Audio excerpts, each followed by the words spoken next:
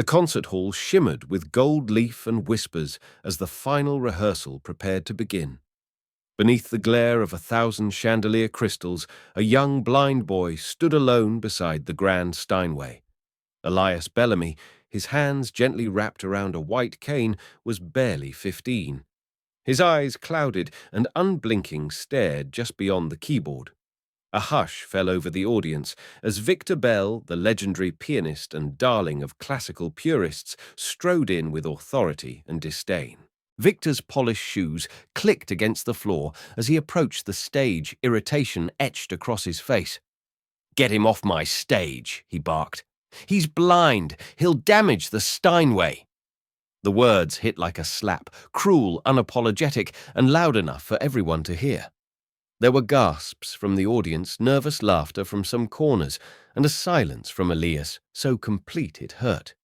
He didn't flinch. He didn't argue. He simply stood calm as if cruelty were a sound he'd grown used to navigating through.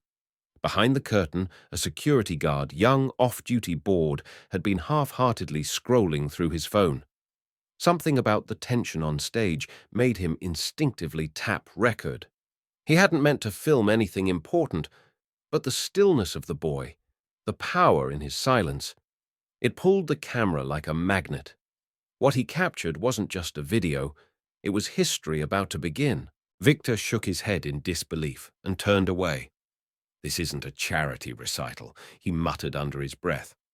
"We're not here for stories." But Elias still didn't speak. Instead, with quiet purpose, he stepped toward the piano bench, folded his cane, and sat. There was no announcement, no signal, no score placed before him. He rested his fingers lightly above the keys. The room held its breath.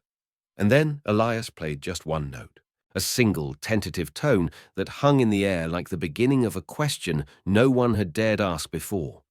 The crowd didn't know it yet, but the moment had shifted. The story had changed.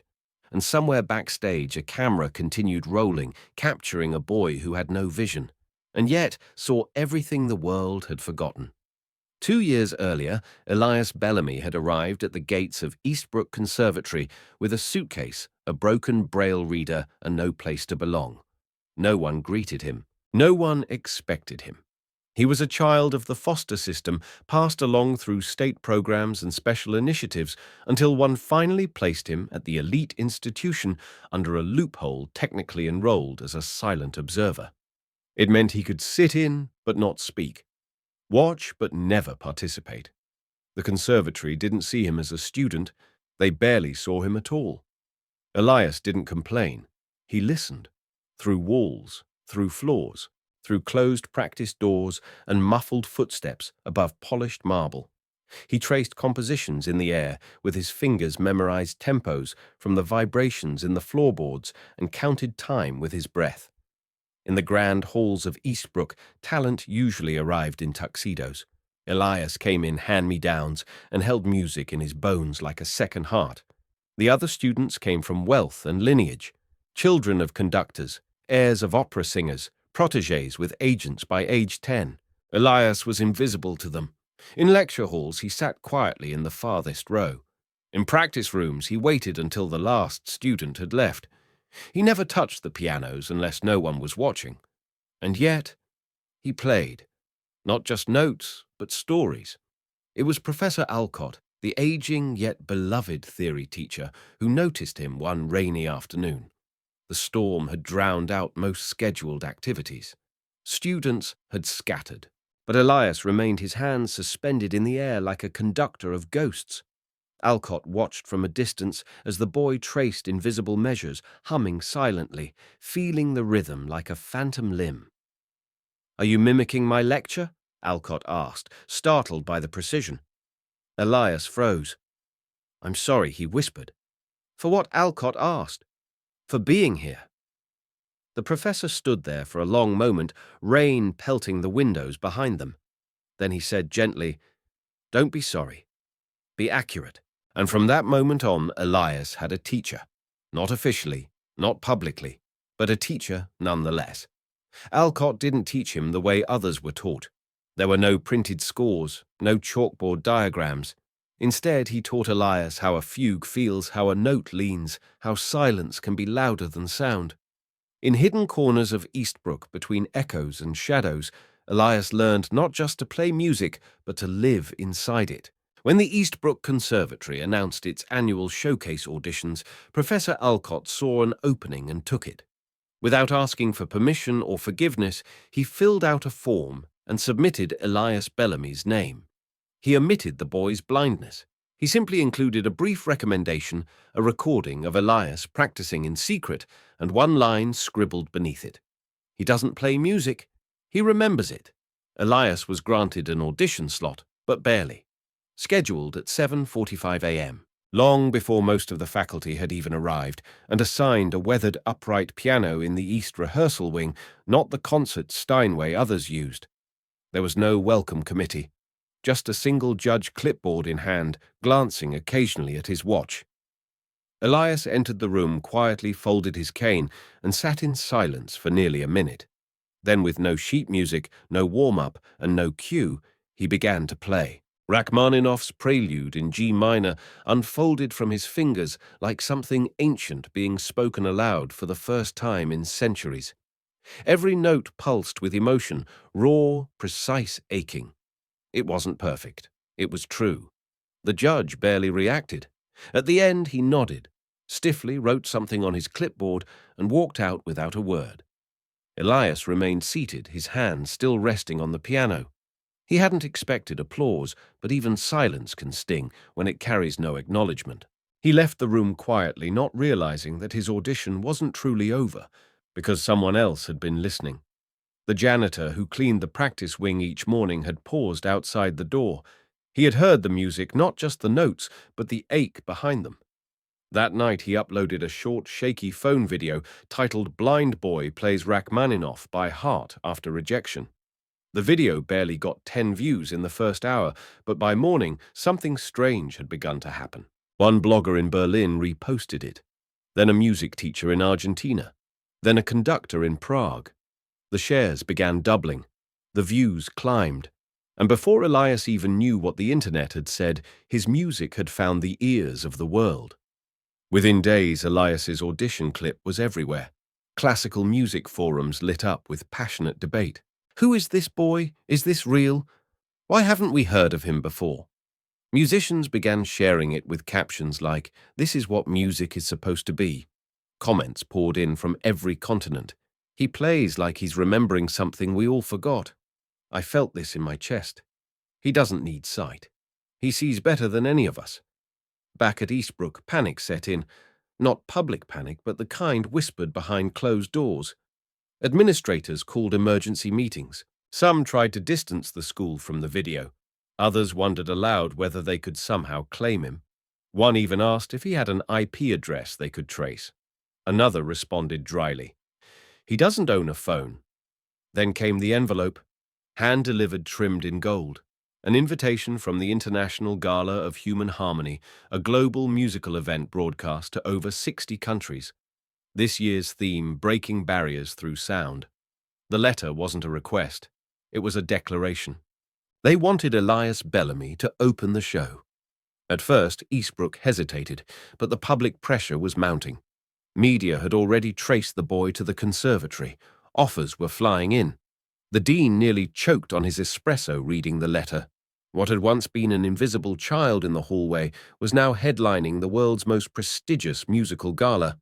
And Victor Bell, the maestro who once dismissed Elias with a scoff, he was also performing at the gala. Scheduled to close the event until the director called to inform him that a change had been made. He'd now be following the blind boy with no training, no reputation, and no score.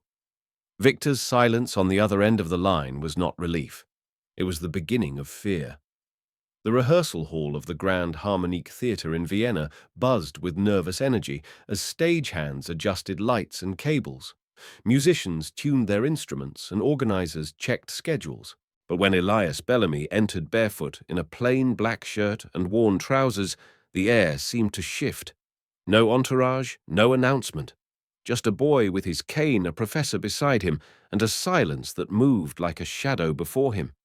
He was offered the Steinway, a concert grand so pristine it reflected the ceiling's chandeliers like a pool of light. Elias ran his fingers along its edge, not to admire it, but to listen, to feel. Without a word to anyone, he sat.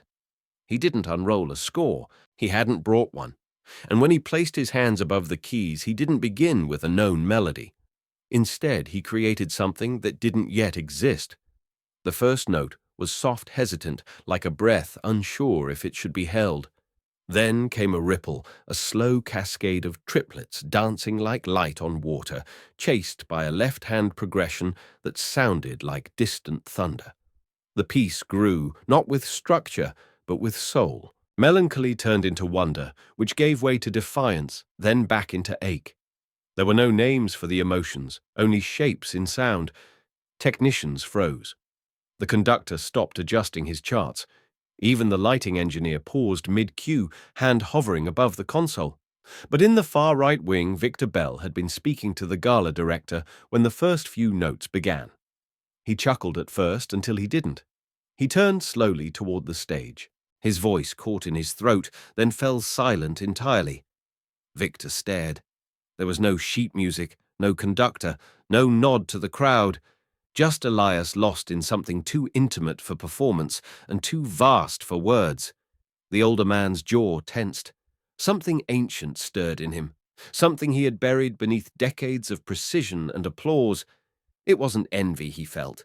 It was grief, because he finally understood Elias wasn't broken. He was. As Elias finished with a whisper of notes so fragile they seemed to disappear into the rafters, the room held still. The rehearsal director stepped forward slowly, almost reverently. "Will that be your piece for the gala?"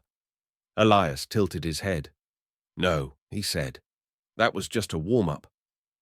Somewhere in the back, Victor Bell clenched his fists and finally silently lowered his gaze.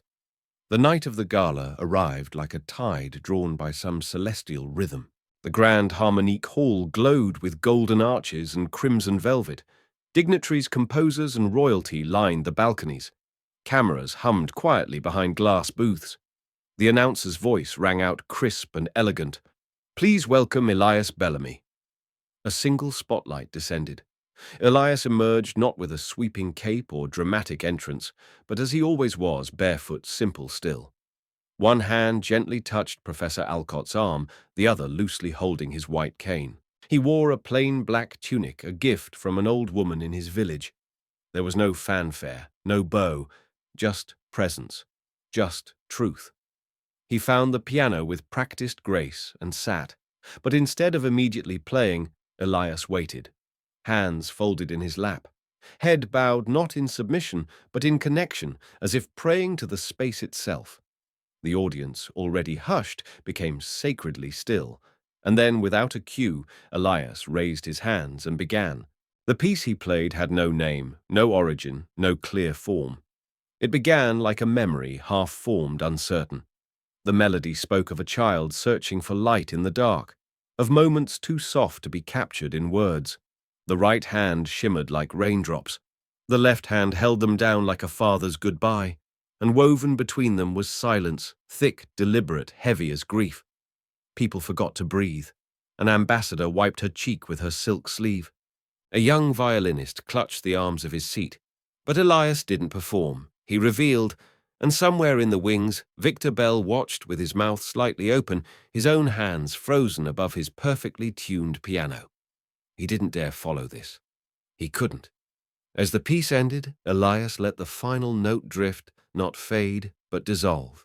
He didn't rise. He didn't bow.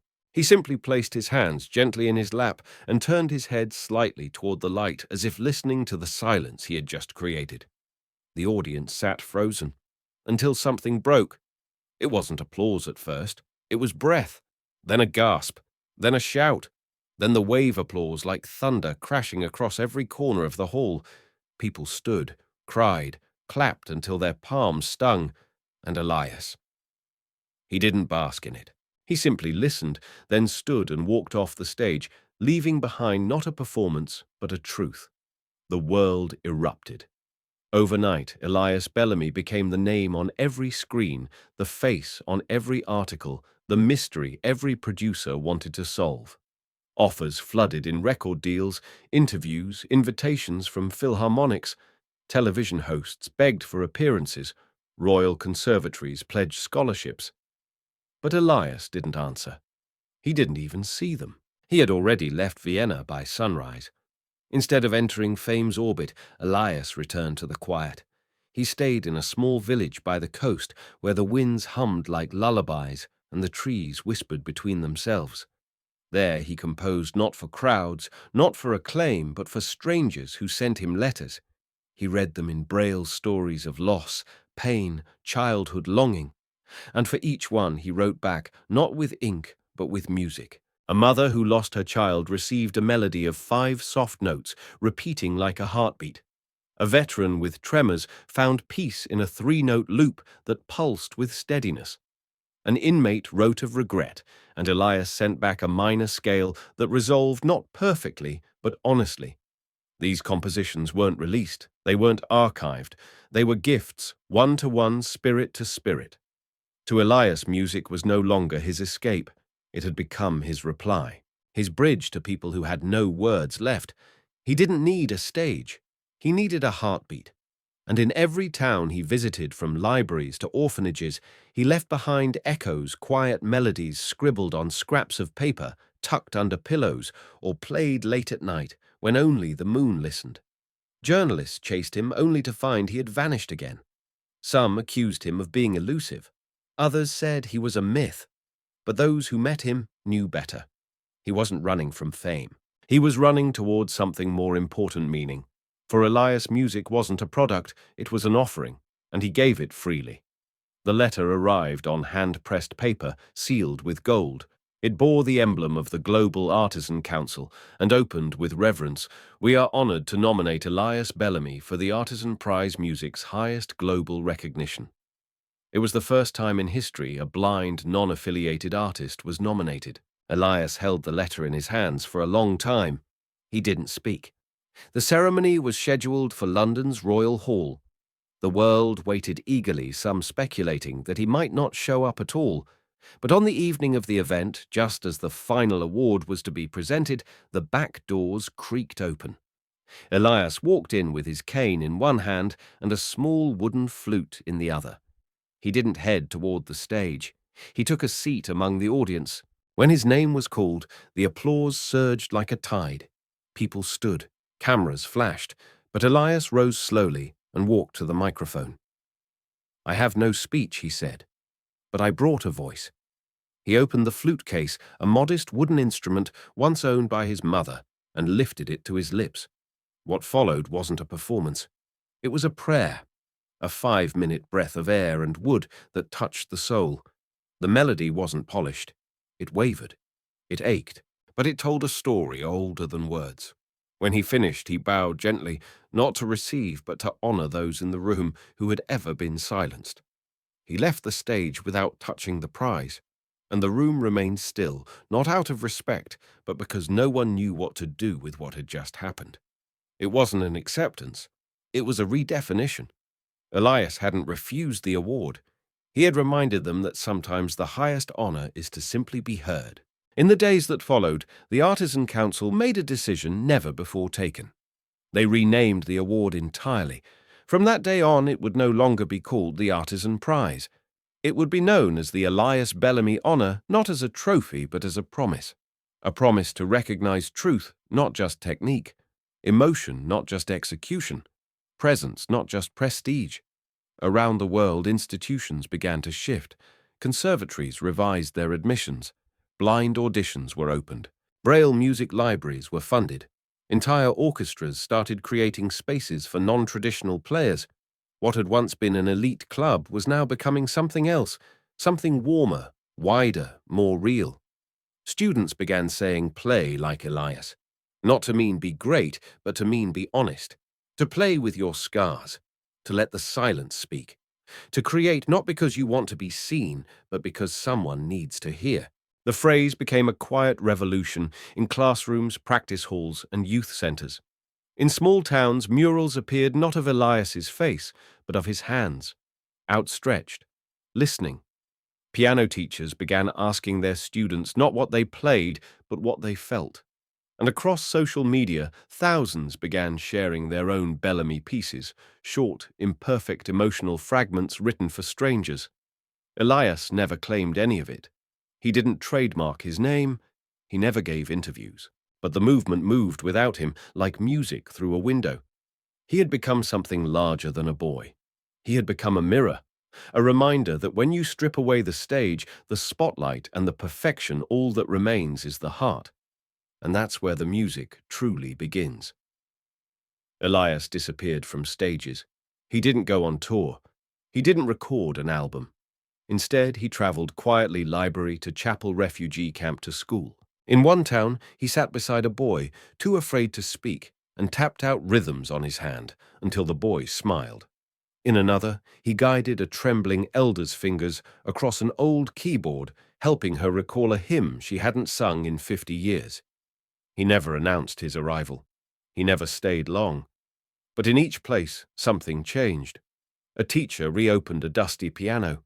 A child wrote a melody for their mother. A prisoner began humming again. Elias didn't teach music. He unlocked it, hidden in grief, memory, silence. And those he met even briefly carried his echo like a gift. One evening in a remote village, a girl with autism sat beside him with her eyes closed and pressed her foot against the floor to feel the vibration of a single note. Elias played gently, tuning not the piano but the room. It wasn't about performance. It was about presence. She didn't need to hear the music. She knew it. In an orphanage, he left behind a 3-note lullaby. In a prison, he gave an inmate a melody built from clinking pipes. In a nursing home, he whispered harmony through the hum of a ventilator. He never asked for anything in return. Because Elias never believed music belonged to the performer, it belonged to the listener. Wherever he went, he offered something deeper than applause. He offered recognition. And in return, people remembered how to feel, how to breathe, how to begin again. The healing he left behind wasn't loud. It was barely audible. But like the pulse of a quiet drum, it stayed. And it grew. It began with a letter, then a classroom, then a quiet revolution.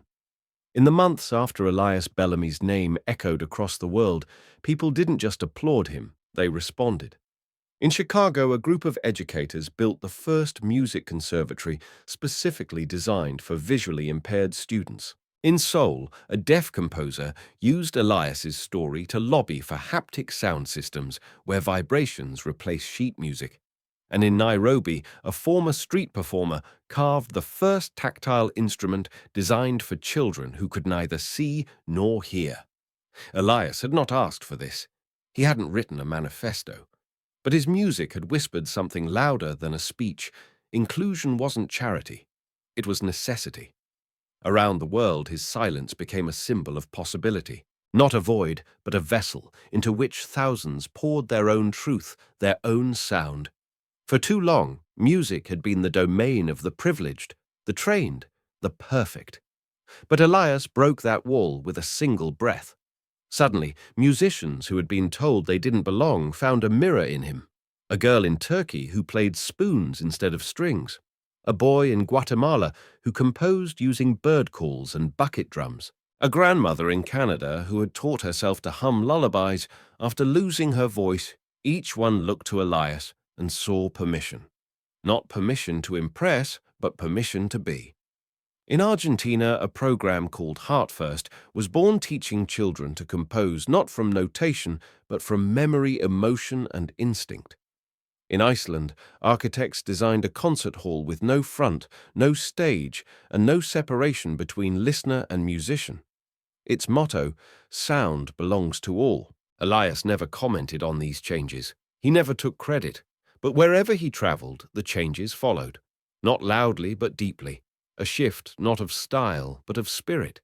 He had become a gravity around which music education began to orbit quietly, dismantling the walls that once excluded the unheard. And so while others performed in grand halls beneath glittering lights, Elias stood at the center of something else entirely. A movement that had no leader, no brand, no anthem, only a shared belief that the most important music doesn't come from mastery. It comes from meaning. And when the world listened to Elias, it didn't just hear a sound. It remembered how to feel.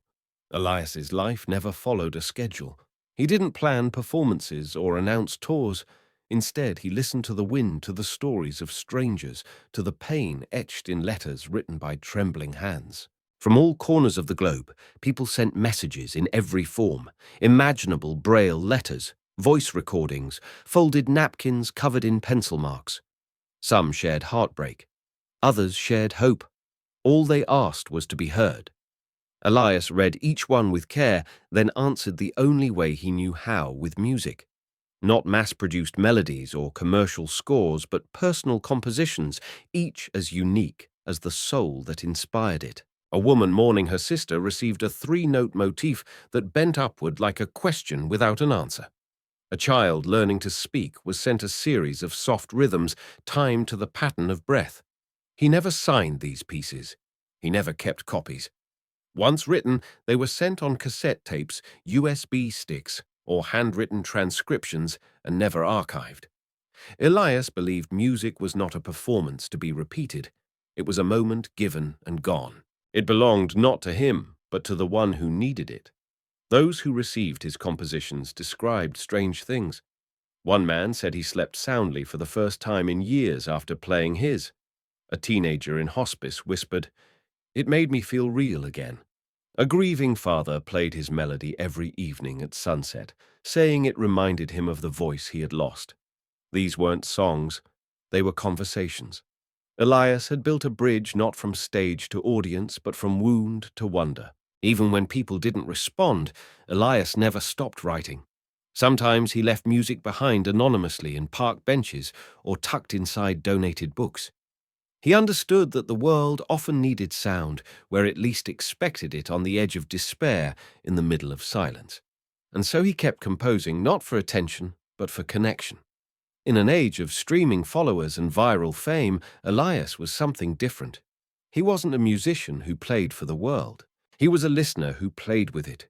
And every piece he gave away left behind an invisible thread, binding one heart to another in a symphony no one could hear in full, but everyone could feel. Elias never stayed long in one place, but the places he visited never stayed the same.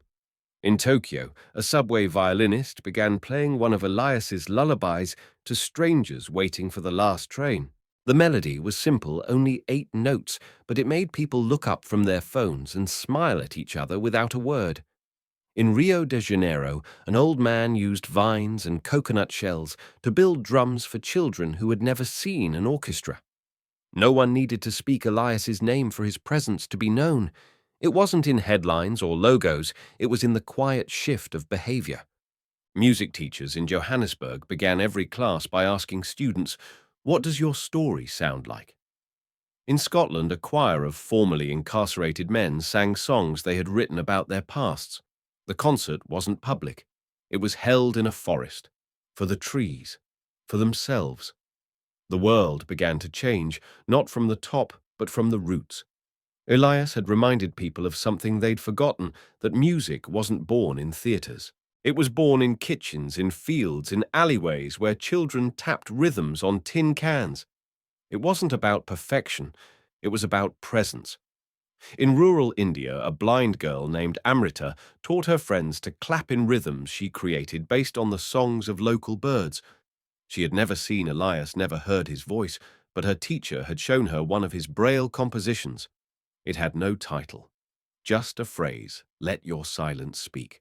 People began following his example, not to perform, not to become famous, but to listen. To the wind, to others, to themselves.